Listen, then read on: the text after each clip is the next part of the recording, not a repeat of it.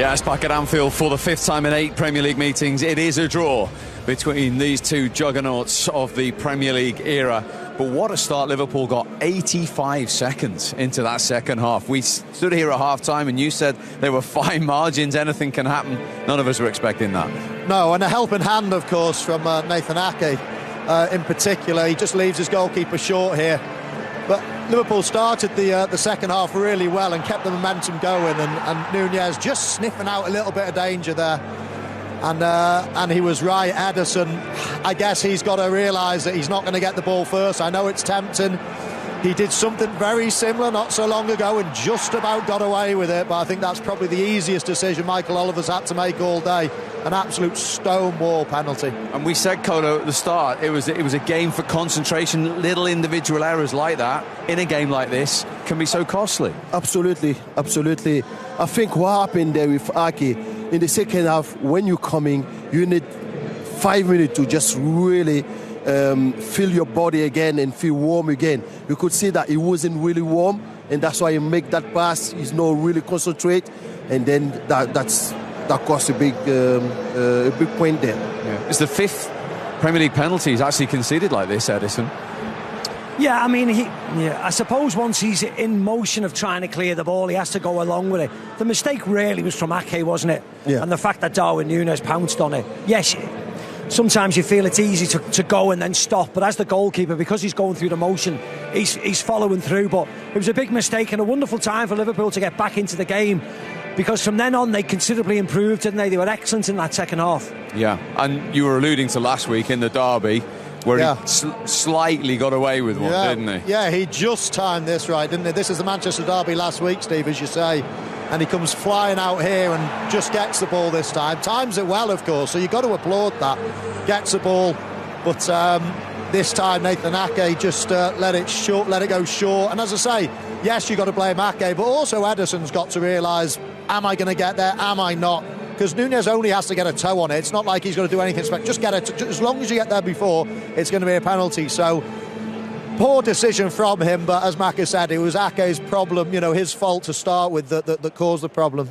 You and I watched McAllister dispatch one on Thursday in Prague. Yeah. Nerves of steel again. He had a long wait for this, didn't he? Yes, he does. And goalkeeper goes the right way, but there's enough power, enough height to smash it into the net.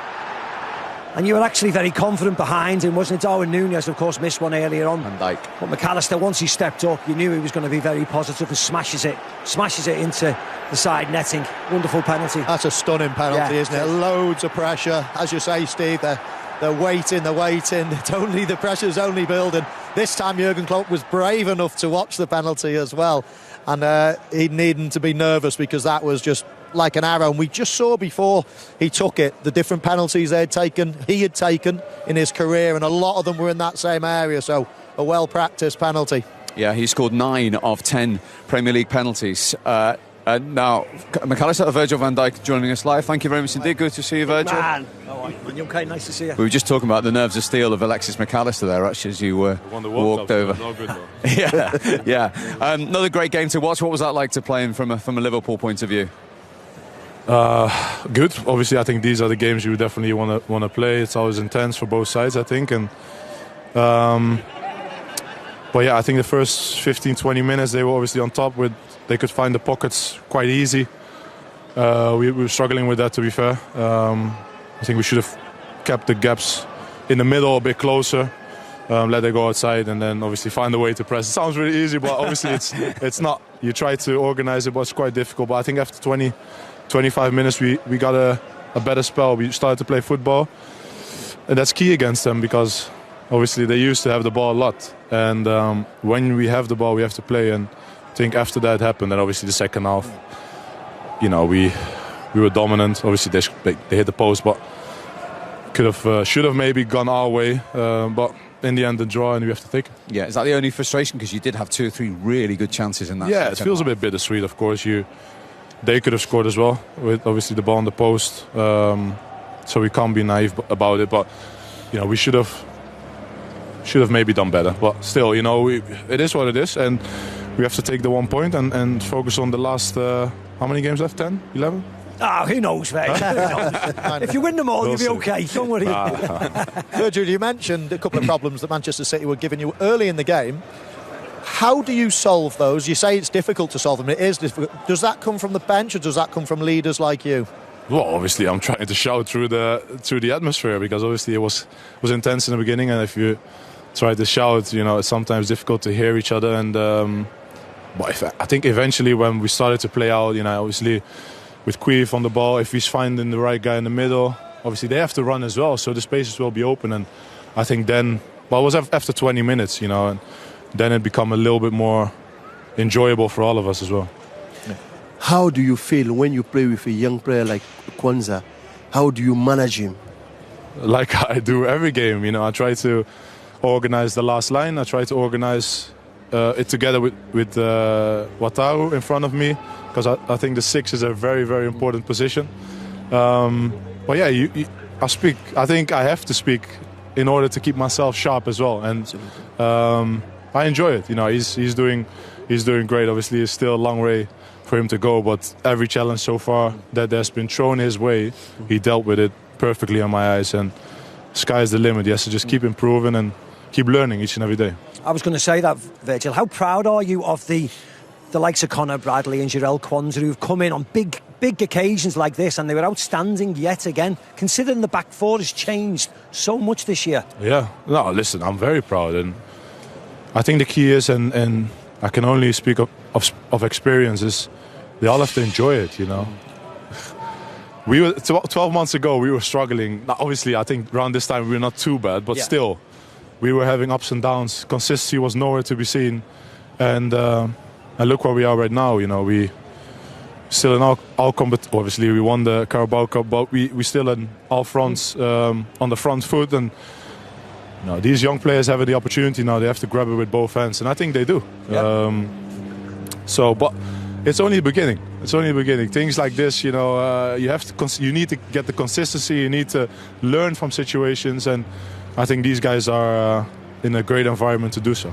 And there's only one player out the goalkeeper and back four that you would normally consider as the first choice, and that's yourself in today's lineup. At your age, with your experience, with your captaining ability. Your age? Yeah. What are you trying to say, Michael? You're trying to say, don't worry, he's old. Stop being mischievous, Macca. Stop He's not it. my age, so don't worry. He's not as old as me. Does that extra responsibility, do you feel as if you've got so much control of your own game now that you can help others as well? Since the day I walked in at the club, I've been trying to do that. I think I play on a position that you have to do it. You have to organize. You have to try and get everything sorted around you. And obviously, I even try to shout to the strikers and stuff. But obviously, it's too far at times. But it's also what I said before. It keeps me sharp as well, and I feel the responsibility definitely, and I enjoy that responsibility as well. So let's just keep going, because at my age, but I still feel very good, and as you can see, it's going well. You look a lot younger than the 12 years you are younger than Michael. So he's only 12 years younger than he. He's only lost one Premier League game at Anfield, this fella. So he's not. Wow. He's leading. Lost that one, by the way, I know, yeah, I know. It's a sore point. Listen, the title race. I mean, there's 3 of you separated by 1 point. I mean, it's brilliant to watch. This could be one of the best ever, couldn't it, to be involved in? Listen, he'd rather be 10 clear, though. I know. Yeah, definitely. But I think you have to enjoy it. Yeah. I think it's very easy to say it and actually do it. But we are very privileged, and to be privileged, pressure is a privilege as well. So just go out there, enjoy it. And I think the fans as well. Obviously we've been through games where nerves started to kick in with the fans a little bit, with certain players. We just have to go out there and show you quality and see what the season brings. Like I said, we're still in the FA Cup, we're still in the Europa League. It could be a special season, but nothing is guaranteed, and we have to work for it each and every day. But it starts with enjoying the whole situation and the moment, and I'll make sure that we do that. Absolutely. We enjoy your company. Thank you very much indeed for joining us, Virgil. Well done. What am I? Stay young looking. Best of luck, mate. Best of luck. Virgil van Dijk. He's right, bittersweet. That's the feeling inside the Liverpool dressing room. They could have won that game in the second half. big chances, weren't they? Where we were talking about fine margins of the first half, there was really good opportunities in the second half to win the game. Principally the Luis Diaz ones. Liverpool fans may talk about a possible penalty at the end. I don't think so, really, in the last minute of the game. But certainly chances were created in a better second half performance for Liverpool to win the game. But it was a really enjoyable game, and I think a point apiece is probably the best result. I think Man City will be really happy with that result, because this is the toughest game they're gonna play this season. How many times you see City play box-to-box game like that? They're not used to that. They want to control the game, and today it wasn't the case. They have to defend here, they have to run back, and really, really lucky they came out and draw the game. Stones, how are you? Nice to see you, mate. Well done today, mate. Well done, man. You're man. Good. It's the goal scorer. I was going to say, Kolo said he thinks City will be this. Well, let's have a... Are you fairly happy at the end of that, or...? Yeah, I just said before, actually, a bit... still a bit raw, to kind of get the full overview of the game and take it all in. I think with the expectation that we came here wanting to win, take 3 points away, you've got to look at it and take time to review the game as we do. And my kind of raw emotions are a bit deflated to not get the 3 points, but credit to Liverpool and how they played that second half and put a lot of pressure on us. I didn't feel like we played our normal game in our free flowing, getting on the ball, keeping a lot of possession. Early on we created a lot of chances which maybe we could have changed the game, but that's football, and we knew what it's like coming here. It's always difficult. Absolutely, and it's the game everyone was wanted around the world to be watching today. The intensity, what's it like to play in these games, John? And there was a little bit more emotion in the air today with the last one for Jurgen Klopp. No, always incredible to play in as a player, always. I think over the years that I've been at City, we've had incredible matchups against Liverpool, and I'm sure they'd say the same. Really feisty games, exciting games, coming out on top, and obviously the other way as well. So, yeah, really hard fought today. I think we go away with a point and should hold our heads high after. Sometimes football, plays out that way, and it's not always how it goes. And happy to get on the score sheet as well, but yeah, still a bit raw. John, obviously you got on the goal scoring sheet today. We saw as soon as the goal went in, Pep Guardiola pointing to your set-piece coach on the bench, and then of course after your celebration you were doing the same. This one straight off the training ground. Yeah, I worked on it yesterday. Saw that we found a little pocket. It came off in training as well, so yeah, really happy to kind of put that into place and score another set-piece goal that we work on really hard on the training pitch. And normally in that position you'd say, right, centre forward or one of the top finishers was like, you're going to ghost into but they put the centre half in, so they must be trusting your finishing ability. I'll take that. I was a bit nervous, to be fair, jumping up on that. John, do you think this is the toughest game that you played this season? Possibly, yeah. I feel with all the competitions that we play in, home and away, this is always up there, especially where we are all in the table right now. I think we always give the utmost respect to whoever we're playing. We come here and know what's expected of us as players, know what we're coming into as well. So yeah, always a difficult and really exciting game for us to play in. And today, I think we... as I said before, a bit deflated that we didn't come away with the 3 points. But as I said, that's football, and that's credit to Liverpool as well. And honestly, even today, almost a good result for both teams. But how are you looking forward now? Because you've got real important games coming up at home, principally. Yeah, no, same mentality as always. Focus on the game in hand that's in front of us and focus all our energy on that. Give everything, look for the 3 points and treat every game as a final, which we do now. In previous seasons we've gone on some great runs towards the end of the season, and hopefully we can replicate that and see where it takes us. I think if we treat every game as a final, have that feeling with inside us that at any point it's down to us. We control what happens on the pitch, and really shows what it means to us getting 3 points out of a game now. Well, good luck. Thank you very much indeed for joining us. Thank Really you. appreciate it. Well done today, mate. The Manchester City goal scorer John Stones live for you here at Anfield after that 1-1 draw. Colo, just a word on his role in the Manchester City team and the positions he's asked to play and takes up during the game. Fantastic player. Could you do what he does?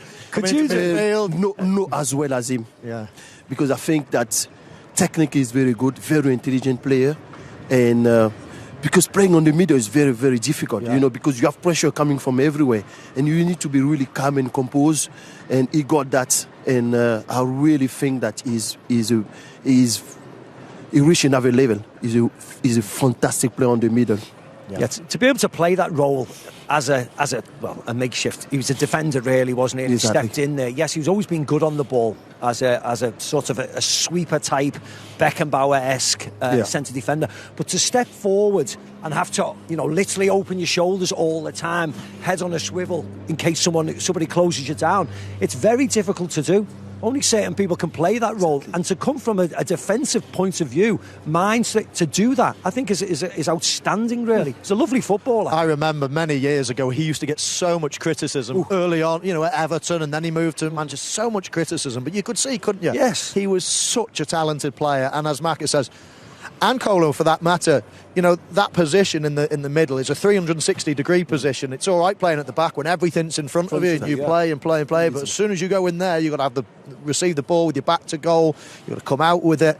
And it's not easy when you've learned how to play a certain way, all of a sudden to be told you're playing a different role. That's exceptional. He's one of my favourite players to watch. I love him. I love him as a player. You normally reserve that praise for an attacking player, but John Stones, he's one of the very, very best. And we talked at half-time about the work they've done on the set play. It was interesting to hear that. It was yesterday. Yeah. And it came off. There's nothing better, is it, for a coach or a player to do it the day before the game? Normally, if it works in training, it doesn't work on the match day, does it? But it was so simple, wasn't it? Was. I mean, for someone like De Bruyne, that's an easy. He could pass that with his eyes closed, and it was just a simple little shove, and he nicked in there. So very, very simple. You get all these complicated movements and blocks and this, that, and the other in set pieces now. That was as simple as it comes, but very effective. You just touched on it. Right at the end, we saw Jurgen Klopp not happy. He felt Liverpool should have had a penalty for Doku on McAllister. I got Colo's opinion. Let's have a look at it, Maka. Yeah. Does the Liverpool manager have a case? I think it would have been very harsh to give a penalty at that situation right at the end of the game. He's got his eye on the ball. He gets a little bit of it. Whether you think the foot's high, I think it's okay, to be very honest, I must admit. Yeah, he certainly gets part of the ball. The ball can't go that high up in the air without him connecting with it. The foot is raised, it's quite high. I mean, I wouldn't mind betting if it was in the middle of the pitch, it might have been an indirect free kick or something for a raised boot, maybe. But I didn't think it was enough to give a penalty. In fact, in a game of this magnitude, how difficult it is with this speed and all the different things, I thought the referee had a superb game. It's easier to leave it alone, isn't it? Let's be honest. When it's touch and go like that, a 50-50 decision, I think to give it a penalty of this magnitude in this game, in the last minute of the game, in the last minute, 96th, 97th minute of the game, got to be certain. You have to be certain. It has to be a stone wall. You get contact with the ball and the man at the same time. Yeah. When it's like that, you have to leave it, in my opinion. Yeah, and the referees keep telling us they have to be 100% certain. Yes, correct. Don't they? Yeah. And you couldn't be. Yes. Okay, we're all happy with that. Let's get the thoughts now. Are you happy? Maka, if you're happy, I'm always happy. There you go. You know that. There you go. Permission to carry on? Carry on, go on. Thank you very much indeed. Crack on. Less of Maka, more of the Liverpool manager. Here he is, Jurgen Klopp. Well, Jurgen, another thrilling, tense, high-quality game between these two teams. Highest. It was a really good football game, and I saw a few, but that was the best second half. The best performance in the second half we ever played against Man City, definitely. We never dominated them as much. We never had them there. We never made so many good decisions. We never were so brave. It's unbelievable. What the game the boys played in the second half is absolutely exceptional. And that's why I'm really happy with the whole performance. First 10 minutes, maybe we need a bit, but after that we were fully there. And what a game, what an atmosphere, what an afternoon. And the result is all right. It's not what we wanted, obviously, and I think they have to obviously hit the post, which is quite a good chance, and well done there. And we were a bit lucky there, but with our chances, obviously, in the penalty situation, the last second, more or less, yeah. Is that what you went to speak to Michael Oliver about at the end? Yeah. I think it's worth talking about it. It looked like a reasonable conversation. It was. Maybe you can answer me. We had this situation. You always think that your opinion is not important. We had that years ago, and would you remember? Would you? Of course. Would you have given a penalty in that situation? Oh, Jürgen, you do like put me on the spot. Okay, I will answer it. No, thank you very much. I'm not surprised that VAR didn't overturn it, but if I was for the wrong reason, not surprised because, or you think because of the high bar. Was a high bar. The high bar with the off-field official. Not really, or not wanting to re-referee the match. Isn't it therefore just making the right decision and not thinking about how high the bars you have to overjump to find the right decision? You think you agree that this situation, in all positions on the pitch, is a 100% foul? Do you want the microphone? No, it's a 100% foul, and it's a yellow card. He was a lucky guy because he hit the ball. Yes, but he only can hit the ball because his foot is right there. And then you say, yeah, he hit the ball. But if the ball is not there, he kills him. So the foot has nothing to do with that. That's how it is. That's as easy as that. And again, you will find people. I think, did you employ Mike Dean? Is he working for Sky? Yes. Congratulations, that's a great appointment, by the way. He will find, again, something, and all the others as well. There's a penalty for all football people on the planet. It's a penalty. If you think it's not one, then maybe you are not a footballer. You're giving me a funny. What about? While we're on the officials, and I don't really want to linger on too much. Talk about the officials. This game speaks for itself. Come on, it's 1-1. Were you okay with their goal though? In terms of blocking. Okay, I didn't see that. Nobody showed me that after. I didn't come in. How did that happen at first? Yes, I don't know. I saw yesterday, Arsenal. So if all these blocks there are allowed, then obviously you can do what you want, and then it's fine. Block. We cannot say, by the way, they block. It's not visible, and we have to block then probably as well. So maybe that's our fault then, and not other people's fault. It was a good routine. Didn't expect that. We have to admit that. I never did it before. Oh, it's not nice. But in the short turnaround, it's really tricky to prepare the boys for everything we try. But that was if it was a routine, and I assume it was one, then it was good. And really, forget the ref things and stuff like this. I'm here to talk about football, and for us, look, so many things we overcame this season already. But today, we showed we are ready to fight as long as the race goes. And I love that the most. As I said before the game, some media made a title decider of it. It's obviously not the title decider. So I said after this game, probably nobody should opening the champagne bottles because it's a long way to go for all of us. But this is a performance which really showed, okay, if you can play football like this against Man City, that's a statement. And I love that. You get a point for it, fine, keep going. Does it give you more belief, do you think, for almost the big battle that lies ahead for the Premier League title? Yeah, look, I'm not. It's not like that I wake up in the morning. Yeah, probably have a chance we can champions. So I just know we have to perform. We have to play football. But I have good football games anyway. I have a wonderful memory for these kind of things. I will never forget that now. That's whatever plays in the future against Man City. I was like, yeah, I think we did it a little bit better or whatever. So these kind of things, it's just really, really cool for us. So many top performances on the pitch.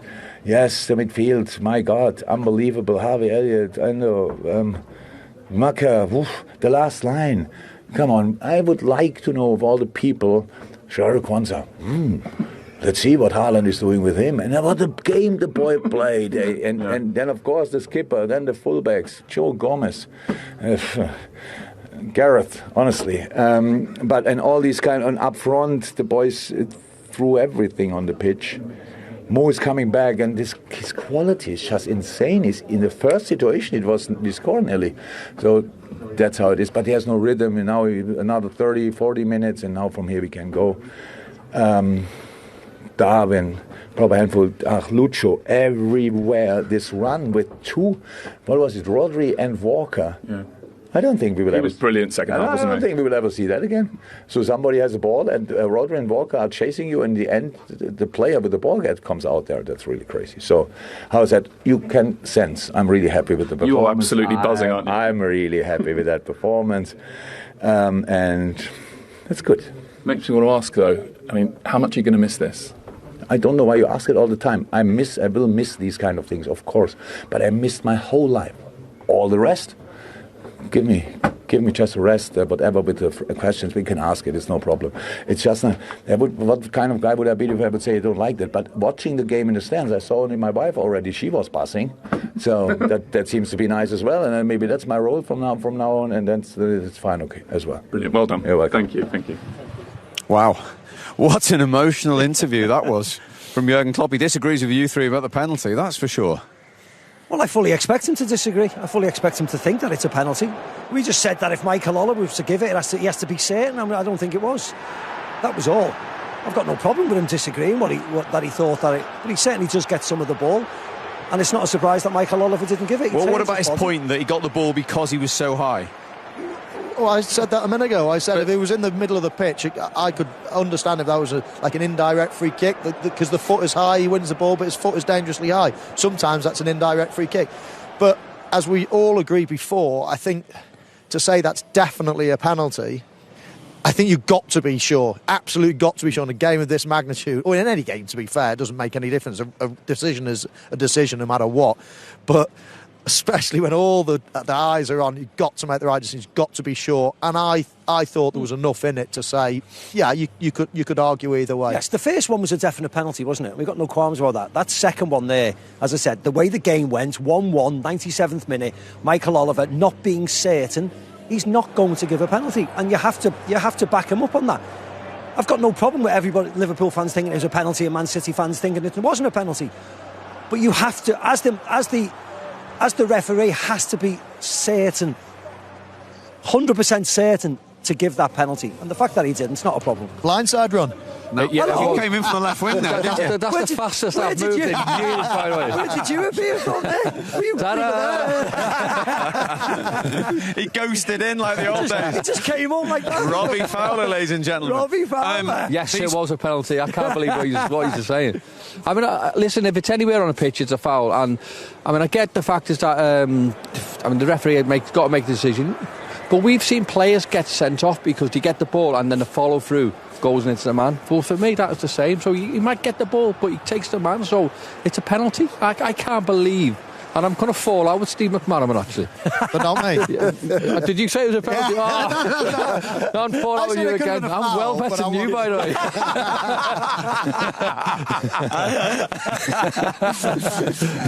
way. So you agree with Klopp, young Klopp completely then? Yeah, no, I do, actually. I mean, look, regardless of when it was or the time, and I know it's was it 97 minutes? It doesn't matter. It's a penalty, and I don't understand VAR, and it's going to go to VAR. Well, they have to deem it a clear and obvious error, Rob. Well, clear and concise, clear and obvious. But I mean, someone's got to make a decision, and then obviously, do you think the on-field decision is correct? I think it's wrong. But listen, that's probably why I'm sat here and not in the not in the Liverpool dugout.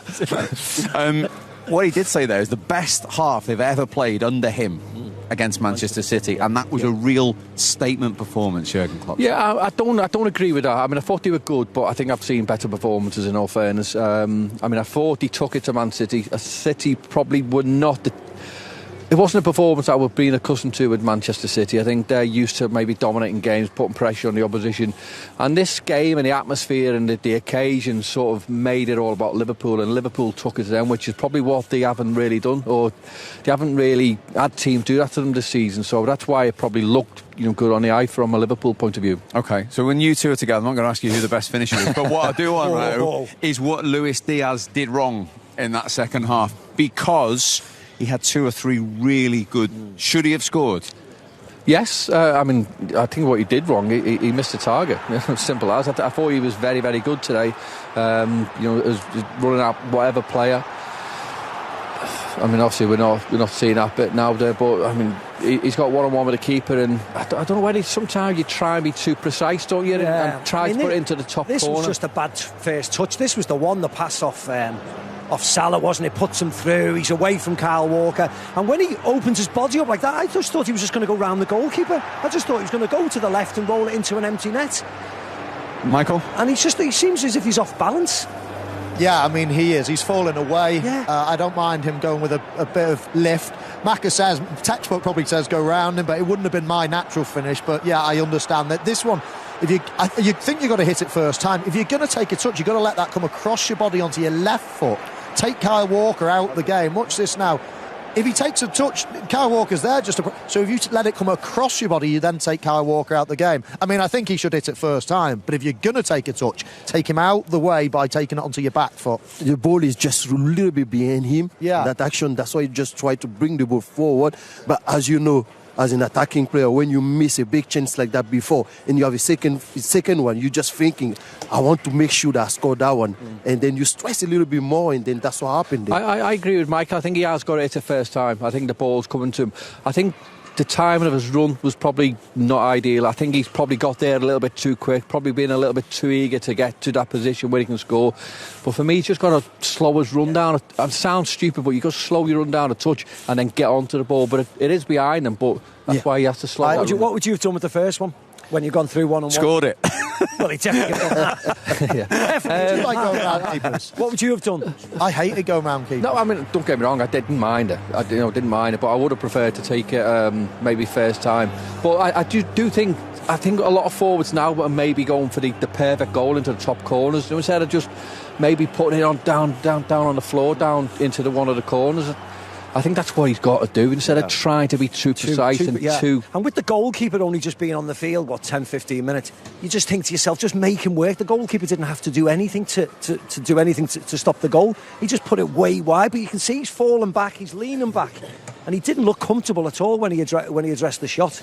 Jumping to the last chance that Robbie makes a great point in terms of getting there too quickly, too eager. I think I've often said when people finish, lots of people just look at the end goal and say, oh look, he's made a mistake there because he's made the wrong choice.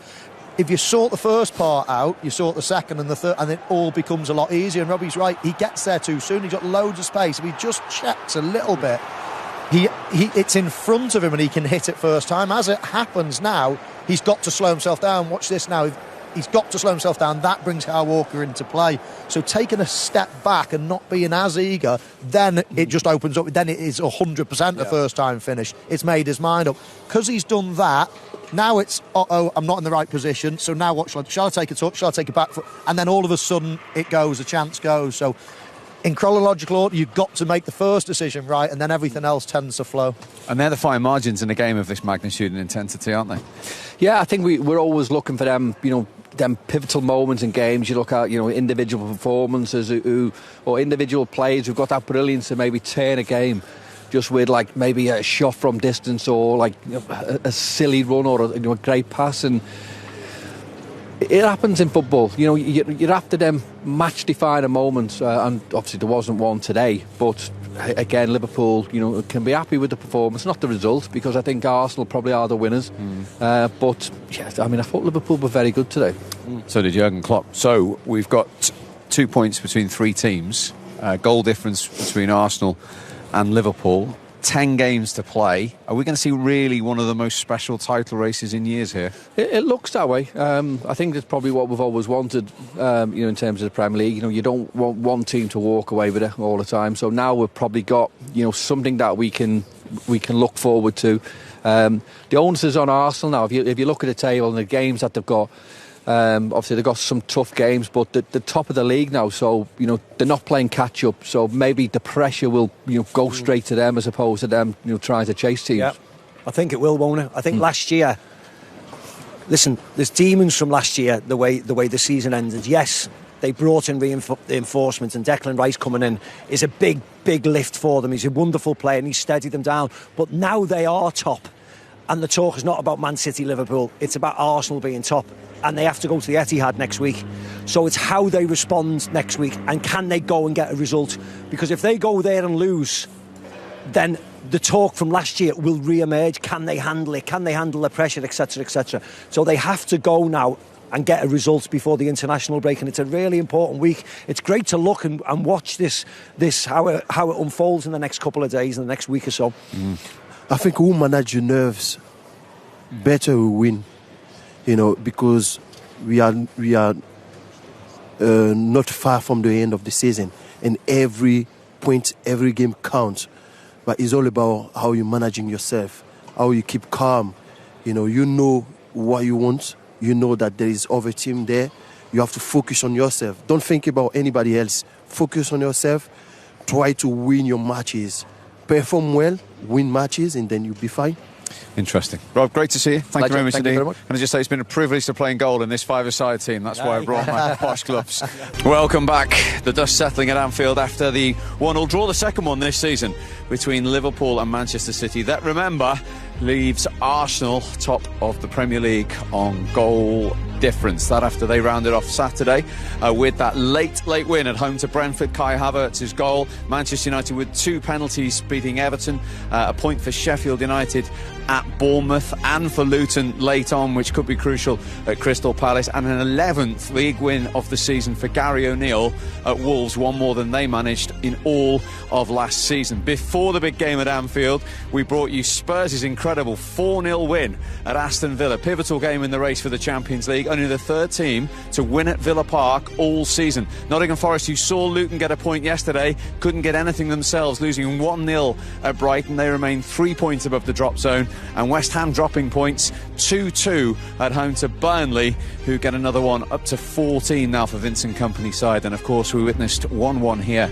at Anfield, and there's still one more game to bring you, the Monday Night Football and final word. Chelsea at home to Newcastle rounds the Premier League weekend off. Yet again, they couldn't be separated. Pep Guardiola against Jurgen Klopp. We've heard the Liverpool manager's thoughts. Now it's time for the City boss. Oh, Pep, another breathless game between two great sides. How would you sum it up?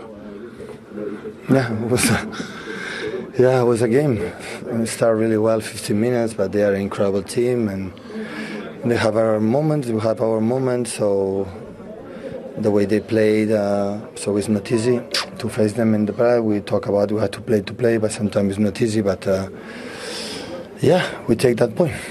For 45 minutes, did you feel like it had gone pretty much to plan, like you had the game under control? First 15 minutes, and after they have the momentum, they have a lot of chances in the first half. We have a transition for the last part that we had the chances. And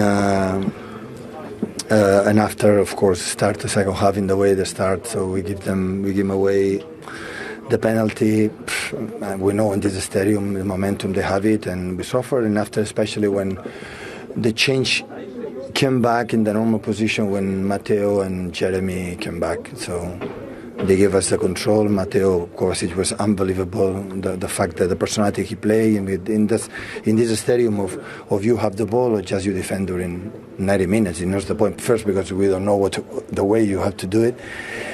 And before, in the beginning of the second half, we pull away a lot of easy balls, and you can keep it. We didn't do it, and Matteo and Jeremy with his red in the final third. We had to pose the chances, but also they have, for the momentum they did it. And yeah, it was, I think, a good game for spectator, for all of us. That's good. That's why we have been where we have been these many years. It is the problem with the penalty in their goal. Obviously, it leads to their goal, but also, as you touched on there, it invites the Anfield crowd kind of back into the match. But we spoke in the half-time, so or we forget to play, or we don't play, or we're not able to take a point here. So all the message in these days that you have to be aggressive up front, and you have to. So you have to play. Knowing is easy because they have a good structure. It's the best team in many years in the defensive structure, and after the pace and the quality they have. As you said, Mateo Kovacic did seem to make a big difference, give you control again. Yeah. What were you thinking with that substitution? Because we saw you on the touchline. I mean, Kevin De Bruyne didn't take it particularly well, did he? That's good. That's good. They have a chance next game to prove how wrong I was. So next time we'll have it. So it's fine. So we needed a player that have the ball and keep it. It's not about pressing. It's not about it's just play, and that's why Matteo He's really good with that, and Bernie, and put a central position of field. In some position he can keep the ball and make an extra pass and right to the box. So Luo happy with Kevin. I kept with Phil arrived 2 or 3 times the post and in the final third, because I know in central positions Phil is extraordinary. Are you okay, like, when you go to the touchline to explain to Kevin why you've made the change? Do you mind him being angry, or do you want a top player like that to be annoyed? It's not a problem. So I did it, it's fine. We're fine. Will you miss these battles, or not really? Because of how hard they are? Of course. So I know how difficult it is, Anfield, you know, but Etihad is difficult too. Sure. Liverpool never won there. People talk about here, so no, it's Anfield. No, we won here, and never in 8 years they didn't win there. So that's why we prove both sides how difficult it is. Both incredible competitors, and that's why. So I prefer win, but I know we just we prove it for many years. The quality they have, and the transition, the defensive, and the pace, and everything. But the game was like this. I think it was good for everyone. Yeah, lastly, it did look like, and we know from the way that you and Jurgen Klopp speak about each other, it's a relationship full of respect. And I think we saw that with the hug at full time, a hug full of respect. We don't need a hug to show it. So I think he defends his club, I defend mine, it can be, but you know what they should be against no person of him, or against Liverpool. It's not nothing. So what are biggest battles? We won, we lose, and in our history speaks for itself. I've been in the Premier League, I've been like that, and I've been, of course, an honor, but still having 11 games to play, and many things is going to happen, and game by game. Thank you, Pep. You're very welcome. Cheers now. Yeah, that warm embrace was just in front of our position, joined where Sean Wright-Phillips was watching with us as well. That's the fastest you've run in a long time. I was saving it just for that. Okay. Before we get into the game... And the hat as well, I love the hat. You're supposed to take that off as well. I know, but I've forgotten a lot of things, haven't I? First question, did you think it was a penalty in the last 97th minute? I've only seen a still. The still that I saw, I would have said it was a penalty, and when I was sitting down I thought it possibly was, but then at the same time I've seen the ball change direction as well, so I don't know whether he got the ball before and kind of McAllister run into his foot, so I'm not too sure. Well, we're going to try and find it for you and show you again. It was just interesting from your Manchester City head. Yeah, righty, there we go. There we go. Have a look at it. Call it live for us, Sean. Put yourself in Doku's shoes. I think Doku hesitates to start with, but I wouldn't give that a penalty seeing that. You wouldn't? No, not seeing that, not seeing it from that point. And that's with my Liverpool head on. I didn't expect you to say anything else, to be fair. I didn't think you needed to see the videotape to give me that opinion. Otherwise, you would have changed. What about City overall today? They took the lead. They're in the ascendancy at half-time. I thought the game panned out exactly how everybody would have expected for. I thought the crowd were excellent. I thought City controlled the game at spells, but then was sloppy. And then Liverpool kind of took control when they was in the ascendancy, made some wonderful chances that they didn't take either. And I thought it was a great tactical game from two great managers. I thought it was end-to-end, blow-to-blow. There was a few mistakes from either side, and both teams tried to capitalise and make chances off of those, and it just kept going for 90 minutes. I thought the pace of the game was frightening. Yeah. And Kolo Doku, as Pep was alluding to there, did have that chance when he hit the post just right behind us here, actually, at the Kop end. Absolutely, that was a really good chance to score the second goal for Man City. Doku, we know he can beat anybody one really there, and lucky for Liverpool there. You keep saying they're fine margins, aren't they? Yeah. They're both ends in games like this. Yeah, definitely are, and I think that was the first or second time that he actually took the ball left rather than coming in and trying to keep opening up his body, and it was a great effort, and it was unlucky. It was just randomly that it hits the post and bounces straight back into the goalie's hands. Well, you see it in the second half as well, where Quivin Kelleher punches the ball and it hits Foden and hits the bar. Yeah. So you just have moments like that. Unfortunately, the two goals were set pieces, and the first one was a corner, wasn't it? And the second one was the penalty. and you were hoping that there was a moment of magic, a bit of brilliance to win the game. But actually, the fact that it ended like it did, it sort of suits the game, and it adds to the intensity of what the rest of the season now, doesn't it? One little subplot, and I'll get all your opinions, and it happened right in front of us. You heard Pep Guardiola talking about it there when he substituted Kevin De Bruyne, and Kevin De Bruyne's reaction. We've heard Pep's version of it. I suppose the easy thing to say is you wouldn't expect Kevin De Bruyne to be pleased to come off in a game of this magnitude. No, I don't think anybody would be pleased to come off in this game, and I think I was quite close to that actually, and it wasn't as heated as it looks. I think it was more about elements and situations that happened in a game. Like there was a pass I think Rodri tried to play to him which was too far and he had to try and recoup it, and then he lost it, and I think there was a few passes that went on with like that in the game, and I think it was more about tactical situations and where he lost the balls more than just I'm upset that I come off the pitch. Yeah, I think I'm just, as Sean's talking, I'm just looking at both managers, and I think Jurgen Klopp has that more of a habit of bringing players off. You see him changing the front three a lot of the time, star players that score a lot of goals, but he'll bring them off and he'll bring someone else on, and it happens a lot of the time. I think Manchester City, they don't tend to make too many substitutions. Of course, the goalkeeper was an enforced substitution today, but to bring a star player off, it does make you think, ooh, that's interesting. Whereas in a lot of other teams, they bring players off and on and whatever. So I think it's probably not the norm for Kevin De Bruyne, obviously, to be brought off. I'd really like to know exactly what it was he said and what he was brought off for and why it happened. But probably not going to find out. I think he wasn't at his best today, Kevin. We know what he's capable of doing, and right from the start of the game, he was in the Kevin W that we know, missing some few passes, his decision making wasn't great, and as a manager you have to manage him, and I think Pep is really good at that, and that's why he get the best from the players, because now he's thinking next game I have to show that I'm the best player of this team.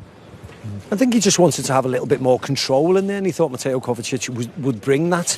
The fact that, Kevin coming off, it's because he's such an exceptional player and he sets himself such high standards that when you see him coming off, you think, what's gone on? But you fully appreciate when Pep said just then he brought Kovacic on just to get a little bit more control in the game. Him and Rodri would sit there and control the game down and try and slow it down to a little bit, just to take the steam, take the tension out of the air, because Liverpool were quite dominant in the second half. So he wanted just to bring it down and get a bit more of the ball, which he did. So you've got no qualms about it, and I've got no problem with Kevin De Bruyne being upset. He's a big player, he's one of the best players in the world, and he's angry that he's coming off in a game like this when he feels that he could probably encourage City to get the winner or do something, create a moment of magic to get the winning goal for City. Yeah, it was just a fascinating insight really where we were sitting into managing these big personalities, because he was 4 seats away from you and I, Michael, and he was still puffing his cheeks out. He was, 10 minutes later, wasn't he? He was, and you don't get to the position that he's got to in life without having that steely determination to always think that you're going to be the difference maker. He's world class. The moment he sits down and he's happy coming off, he might as well just take his boots off and hang them up on the shelf and say, right, that's me done with football.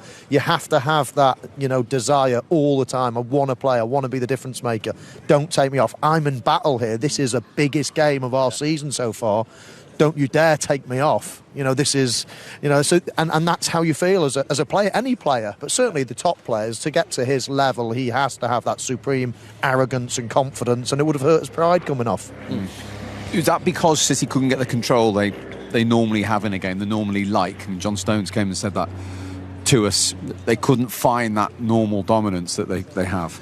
No, it has to be for me. I don't think Liverpool made it easy. At times they went high and went aggressive, and other times they kind of set little traps and waited for Stones to get on the ball or Rodri to get on the ball before they probed and pushed to try and steal the ball and hit them in transition, and which made it difficult for Kevin. Most of the time Kevin got on the ball, unless it was in transition, was out wide, whereas it's kind of harder for him to affect the game he wants to, although we have seen him, but he prefers to be in those central areas where he can just slide little cute balls in. But once the game settled down, like when Kovacic came on, I felt like the chances became more for City in transition rather than in progressive build-up, which was weird because it's normally the other way around. Yeah, I think this game is for me is the game that Man City doesn't want to play, because it's a box-to-box game, really. Liverpool just make the game really intense. They're pressing you. They try to play the ball behind you. They are really aggressive with the ball, but without the ball as well. And you could see they defend, but they defend forward. They don't drop all the time. And I think City is a team who want to have control of the ball. And when they don't have that, they don't feel comfortable. That's why for today, City is very happy to come up with 1 point, definitely. What about this stat? Incredibly, this season they've still not beaten any of the top 5. And of course, their next 2 league games are against Arsenal and Villa. It's a very strange and weird stat for a team that's obviously just come off the back of winning a treble. But there was a time under Mourinho, he always said against the top 5, you try to win your home games, you go away and you take draws. If you can just not lose against obviously the top teams and still win the games you're meant to win, you're still in a chance to win the league. And that's effectively where they stand right now. They're still in a good chance with 10 to 12 games to go to still win the Premier League title. You'd have to say it's coincidence, wouldn't you, in terms of most of the games. However, what Kolo says, I think that's right. This is the one place really that takes you out your comfort zone as a player. Come in here, you talk to any ex-player, any of our teammates, they all say go into Anfield. How do you win? How do you stop the onslaught? It's the fans, it's the place, it's the how tight the ground is, the intimidation factor, whatever it is. So I think this is a game whereby City struggle to create that dominance that they have in other games, and Liverpool simply take you out your comfort zone when you come here. As the rest of them, Arsenal's obviously improving all the time, but I think it's a bit of a coincidence. Yeah. City is still the team. I'd be amazed if that stat still exists in a couple of weeks. Yeah, absolutely. City are at home now, aren't they, against the 2 teams you've mentioned? What will be fun is you and I watching Arsenal City in the studio with your dad, which we've got coming up. So anyway, go and get warm ahead of that. Good to see you. Put your hat back on. Off Sean Wright Phillips goes. We've been talking with him and, of course, with the chaps here about that late incident inside the penalty area. Here's the man that was fouled, Liverpool's Alexis McAllister. And almost the last kick of the game when Doku's boot goes into your chest. I think the verdict was that there was a little bit of contact on the ball, but obviously you would think it's a penalty. Me? Just me? You think it's just me? I don't think it's just you who thinks. I think a lot of people think it's a penalty. I think it's a clear penalty. Cannot say much more. I think the ref did a very good job throughout the game, but I think he made a mistake in the last decision. OK, well, of course, he didn't get the opportunity to score again. We wouldn't expect him to say anything else, the player who was fouled. We heard Pep there talking about the embrace with Jurgen Klopp. We're never going to see them again in the Premier League like we did today. I mean, that has to bring a tinge of sadness to any football fan watching these games. I think so, and I think you've said the right words. Any football fan, it's not just a Liverpool fans in general. I think he's a big miss to the Premier League. I think his charisma, the way he plays football, the way he conducts himself, I think he's going to be a huge miss. We don't know what he's got planned for his future, but it'd be great to see him back. But I don't think he's ever going to come back to the Premier League, and certainly not, manage another team apart from Liverpool. I think there's a lot of managers that would be absolutely delighted. Yeah. I mean, we've seen so many clubs, haven't we? Manchester United with Sir Alex Ferguson. As soon as he leaves, what happens? Arsene Wenger at Arsenal, there for a long time, successful. As soon as he leaves, what happens? I mean, lots of teams, lots of supporters think, can't wait for Pep Guardiola and Jurgen Klopp to leave, because then what's going to happen? Then all of a sudden, maybe 1 or 2 other teams can come and start challenges. While these 2 managers are in charge of these 2 teams, I don't see them going anywhere. They're going to be fighting for the league for years and years to come. Obviously, now Jurgen's leaving, it's going to raise question marks, isn't it? And teams like Arsenal, they'll think, right, now he's gone, we'll see what they're made of, and they might step into the fold. So I think there's a lot of people will be pleased to see the back of him from a professional point of view, but of course fans and the Premier League alike is, we'll all miss him. Because when we look, they say they've pushed each other to new heights that perhaps they wouldn't have got to without the other one. And when you just look at the season's gone by here, Kolo, and the points that they've got when they haven't won the league as well, they've pushed each other. They by their own admission, they wouldn't have got to those heights and points without the other manager being there. Absolutely. This is two managers who are passionate about football, and these are the two managers who push the players to give the very, very best in the daily basis, and I work with Jürgen. He's such a lovely man, outside the pitch, but as soon as you step up at training, he's very demanding. He wants you to work like really, really, really hard. And I think, both of them has been unbelievable for the Premier League, because it's different style, like we say. One team who are really energetic, who want to play high tempo, high intensity, and another team who want to have control of the ball, making sure that they can control the opposition with the passes they do all the time. But both give some really good result. And as a fan, because for me I like intensity, but I like control of the ball at the same time. And watching those two teams playing, those two managers working with the team is fantastic. I really love see them play. I think it's very refreshing as well that the two managers don't resort to any negativity about any other managers. We've had managers in the past say things about other managers that are uncalled for at times, but these two have got the utmost respect for each other and everybody else, and I think that's really, really refreshing when you talk about these managers. I think by far it's the best Premier League rivalry we've had. I think the two of them are super successful. The fact that they've lifted virtually every trophy going, including the Champions League and the Club World Cup, if you want to do that. The fact that they've been that successful against each other year in, year out, and those points tally there, off the scale, brilliant, aren't they? 98, 97, 99, 100 points. I mean, we're never going to see the likes of that again, you would think. Because normally teams, if you're so far ahead, they tail off, they can relax the last 3, 4, 5 games. But to accumulate 99 and 100 points, that's exceptional, isn't it? Absolutely exceptional. Yeah, and of course this is the last time we'll see Klopp against Guardiola in the league, but Jurgen Klopp still has 10 more games to go. They all have 10 to play. We have games to rearrange as well. There are subplots around, but as I said to Robbie earlier on, you get the feeling this could be one of the best in a long, long time, right to the wire. Yeah, and it's because other teams have improved. I mean, before today, Manchester City were a point better off than they were last season at this stage of the season. So it just shows everybody else is raising their level. Arsenal are flying. Liverpool, of course, after last week, they're flying as well. So everybody's raising their standard. Manchester City are still the target. They're still setting the bar. But I'm afraid there's other teams now snapping at their heels. It's going to be some running. Michael Kolo-Maka, thank you very much indeed for your company tonight. We've been in a privileged position at Anfield. Thank you very much indeed for staying with us throughout. And of course, these two managers have brought us magical moments over the years. And today again, didn't disappoint. Good night.